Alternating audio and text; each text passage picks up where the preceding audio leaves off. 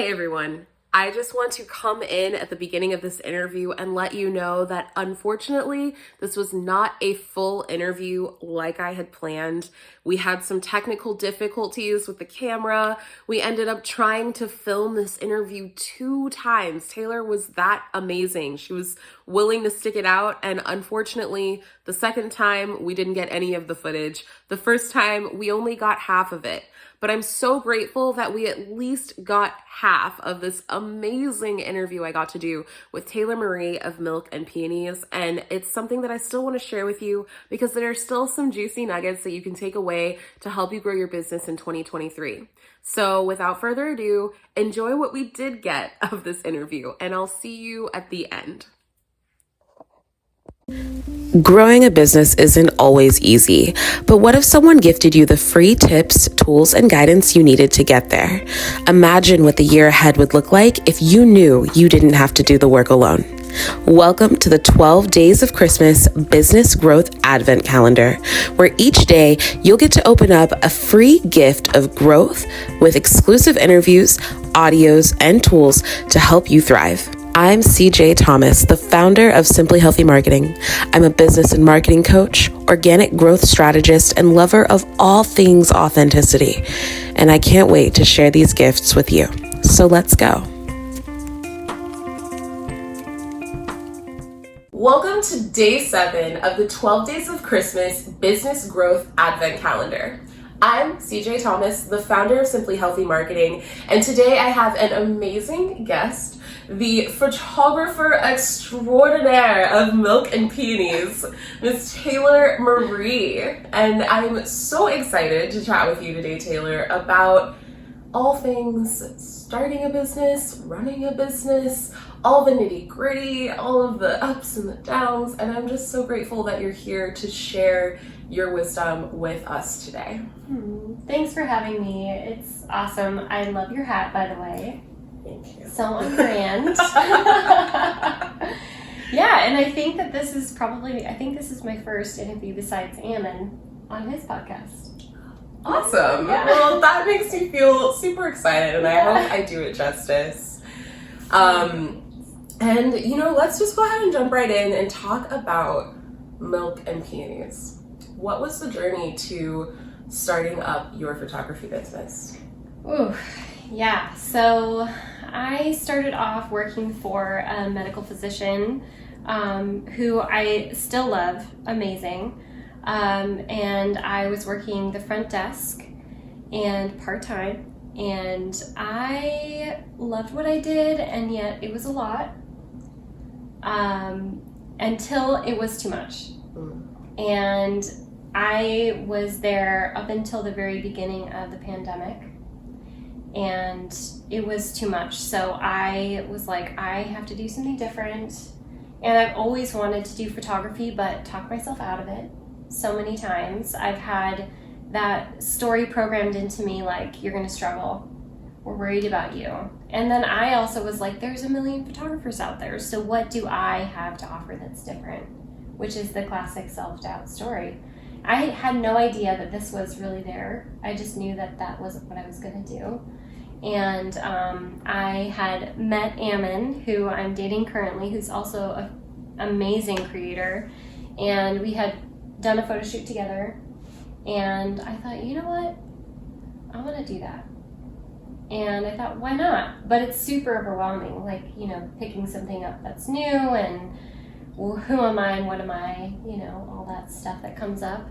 And I was doing some modeling as an acro-yogini, posing with some other photographers who were taking our photo together, and it just got to be a lot to be on that side of the lens. Not because I'm like some fabulous model or acro person, but just because it was a lot to think about your body all the time. And I was like, I want to be on the other side. So Ammon let me buy one of his old cameras from him, and here we are. Wow, beautiful. Yeah. I love that journey, and I think the piece that really sticks out for me is just that part where you're like, I didn't know what I was doing, but I wanted to do it anyway. Yeah. And I feel like that's something that so many people probably so many of our viewers can really resonate with, because there's that voice inside that's like, it's this thing. And our brain will fight it so much, but it doesn't matter, because it's like, this is what I need to be doing. Yes. Yeah, that is huge. I feel like my personality and my upbringing and just my life has led me to be like, well, if you want to do that thing, you just got to start. And it feels slow, but little by little you learn a few things. I'm like a tactile, hands-on person, so I learn by doing. And I can watch YouTube videos and teach myself little things here and there, but I really have to feel what it feels like to be in that situation, because it's more than just what's my f-stop at, what's my ISO at, what's the composition, et cetera, et cetera. It's also like the emotional experience you have when you're dealing with someone who might be nervous, or say someone trips over a log and falls down, like, what are you going to do in that situation? So that's how I learn. Yeah, absolutely. Well, so I feel like that kind of wraps into my next question. But talking about some of the biggest fears around going all in with your business, because you did mention you started out, like most of us do, with a stable job, and you decided to transition. And so what were some of the fears that came up for you as you were doing that? Oh, man. What didn't come up? So fear of failure, first off. Like, I'm going to attempt this thing. It's not going to work out, and my spirits will be crushed. What else is there to do? I was so not stoked with what I was doing at that time that I just pushed through that. I was still scared. And the pandemic had already started. We were in like the initial throes of uncertainty, like worldwide. Like, it was like what I was feeling inside was outside of me everywhere, and in a like scary way of like our bodies and health. And I don't know, maybe it was a part of what I needed to like propel into that. I'm not really sure, but I was afraid of failing. I was afraid of investing time and energy in something that wouldn't pay off, which is a big one, because you're already tired. You're sick and you're tired of working a job that isn't going to get you where you want to go. Like, you're not building upon your own business or anything. You're at the mercy of whatever happens to this other business. Right. So there's stability and also a lot of uncertainty in that. And I think it depends on your working style. Like, I tend to work up in wherever I'm at if I work for someone else. And I'm a hard worker, so I'm like there. I'm initiating, what needs to be done. I'm looking for things that need to be done. And I feel like when I work for myself, it's like even more so. And I get to excel at a completely different rate when I'm doing that for myself. Right. There's no barrier to whatever it is that you want to do, however you want to advance. You just have to decide. Yeah. Right. Yeah. And so with that deciding, like, what was kind of that moment for you that felt like the turning point of like, there's no going back. I have to do this. Yeah. I mean, you either stay where you're at and you're stuck and you continue doing the same thing, or you take a risk and it's really scary, but the rewards are really incredible. And what if, I think I would be haunted by the what ifs.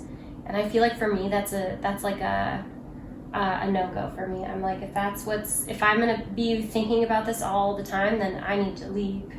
And it's worth it. And I was having nightmares. I was having nightmares at my current job of being at work. Really? Yeah. And I was like, okay, whatever I have to do, I'll do it. Yeah. Yeah. Well, yeah, okay. Yeah. Like, that makes so much sense. It's like, if your body and your mind is telling you this ain't it, you gotta listen. Yeah. And I think that really speaks to something we were talking about before we started recording. That piece that, like, when you're growing your business, you're also growing as a person, and you don't get to separate the two. No, and I feel like for me, I was joking with CJ about this, is that I feel like my business progresses as much as my therapy does. because we carry all of our baggage into our business. It's not like, I mean, maybe there's some people who are really good at that, but that's not me. Me neither. It's just me wherever I go.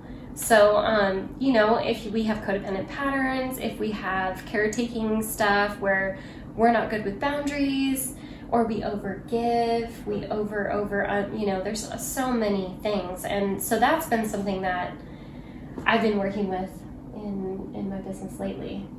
Absolutely. Yeah. So how long has Milk and Peonies been in existence? You said it was around the pandemic that you were starting to make that transition. So So technically, I think it was May 28th of 2021. Yes. Yeah. I love it. And we met around, I want to say, same time?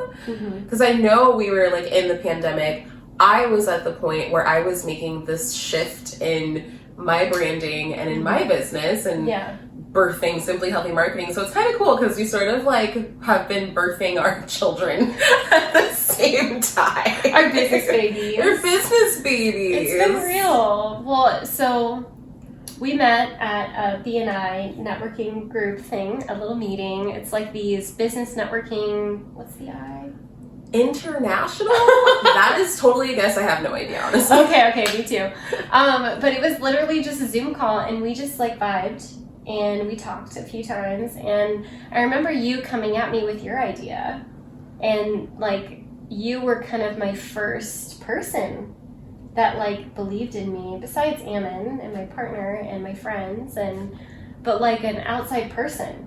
I was like, okay, someone thinks I can do this. Oh man. And I had no idea what I was in for because your idea was huge.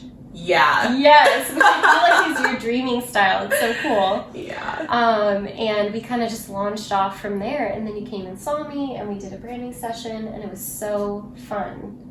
It was so much fun. Yeah. And like you were just so sweet and hospitable, and like I'd never had someone just embrace me and welcome me in without really knowing anything about who I was so quickly. I was just like, wow, this person is so genuine and so sweet, and it's such an inspiration to me just in how you like are as a person. And so I mean, yeah, I'm not even surprised that you inspire me as an entrepreneur as well. Well, thanks for trusting me. Absolutely. I know. Yeah. And you know, it's really funny that you bring up the vast business ideas that were like at the birth of this business. I'm sure you've had a lot of like huge ideas at the beginning of yours. Oh yeah. And it's interesting, like as we go along on this entrepreneurial journey, like for those of you out there who have big ideas, I'd say like it's so important to have them and feed them, but also be totally willing for them to like change because they will. Yeah. And there's a level of like not really having control over how that shifts, which can also be scary, you know? So I feel like for me, that's one of the biggest lessons I've learned through my years of entrepreneurship. I'm curious what one of the biggest lessons have been for you. Whew, biggest lessons. That's a really big one.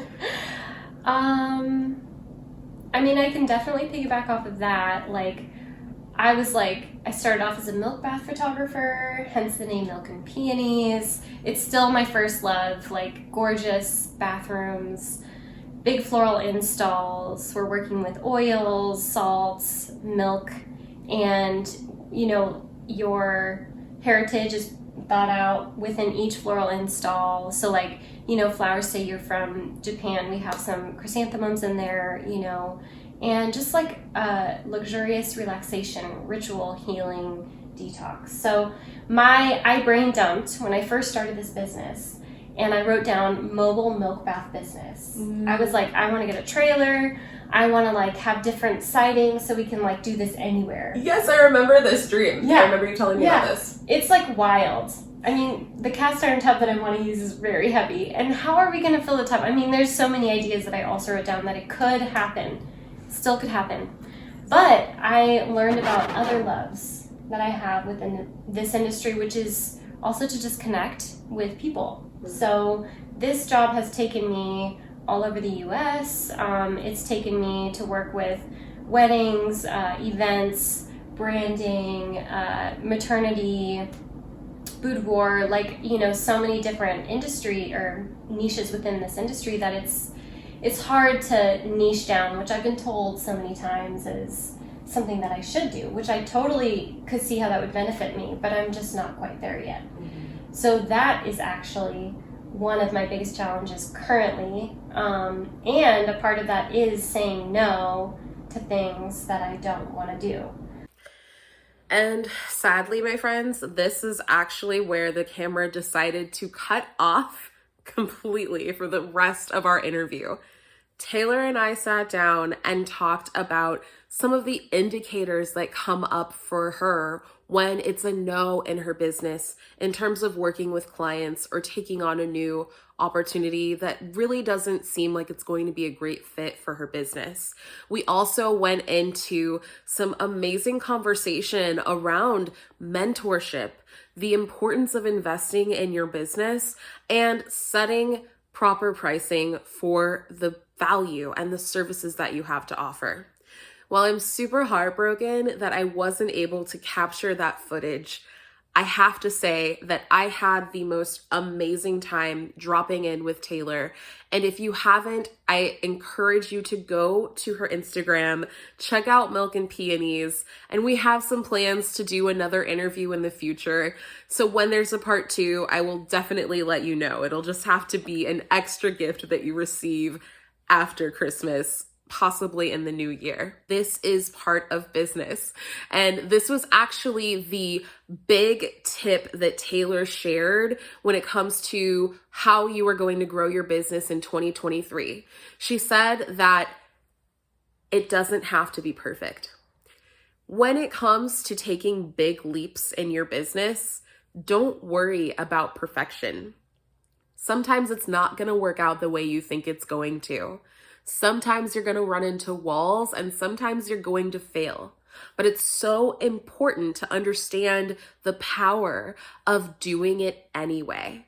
And that's the energy that I feel like Tayler brings to business all the time. Now, she's amazing. And most of the shoots that she does are a huge success. But she even shared that there are some times where she fails. And it has never stopped her from continuing on. And so I hope that you're able to at least have that big takeaway from today of knowing that when it comes to building your business in 2023, it doesn't have to be perfect. In fact, let it be messy. Let it scare you. Let it knock you off your path and then bring you right back on to another path that is even more amazing than the last. This is part of being an entrepreneur. It's about taking action even when you're afraid. It's about doing the things that challenge you, knowing that you're going to grow from them. And that's what Tayler happened to share with me in the interview that we thought we were recording. And it was something that really inspired me. I feel so grateful to be able to share these business growth lessons and tips with you in real time. And I hope that these are supportive to you moving forward on your journey towards growing your business in 2023.